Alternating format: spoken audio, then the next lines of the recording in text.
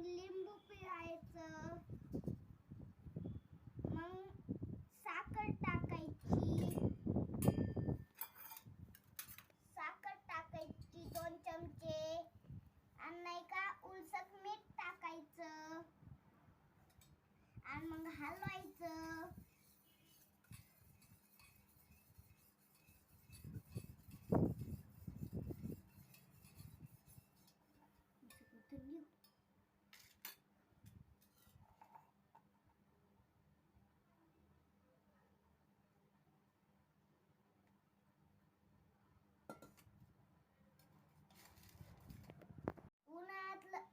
उन्हाळ्यात शरबत लय चांगलं असतं. आता मी टेस्ट करून पाहतो. खूपच मस्त झालंय.